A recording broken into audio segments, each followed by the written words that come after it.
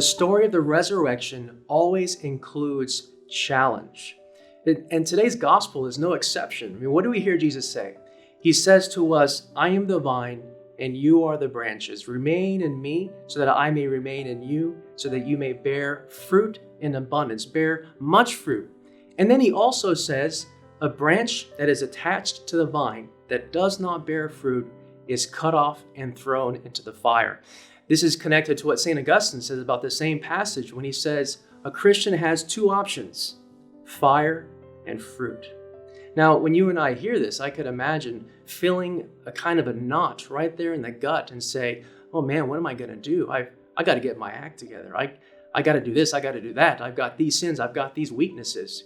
But when we're thinking in that way, believe it or not, what's happening is that we're not really listening to what Jesus actually says. Because he didn't say, get your act together and bear fruit. Get rid of those weaknesses so that you can bear fruit in abundance. No, what does he say? He says, remain in me.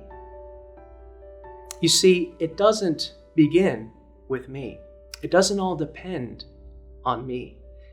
It begins with Jesus, remaining in him. Now, how do we remain in him? So we hear him say that, and he's actually using the language that we hear in chapter 6 of John's Gospel, where Jesus talks about the Eucharist, where he says, he who eats my flesh and drinks my blood will have life within him and have it in abundance. We remain in him in the Eucharist. Okay, so I think I'm also getting at an elephant in the room. And what's that elephant? Father, we can't get to Mass. We can't get to the Eucharist, or at least not get there regularly.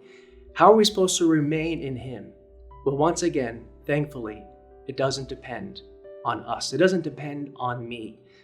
Now, I have been listening to the reflections of my brother priests, and they have been awesome. And I want to recommend that you just keep watching these. And what I have heard is a recurring theme that Jesus is not limited by our situation.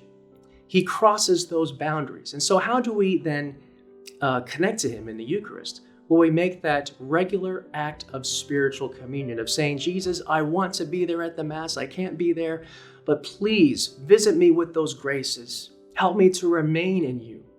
And he will, and he does. And by remaining in him, being connected to him, we cannot help but bear fruit in abundance if we just do our best to cooperate with that grace.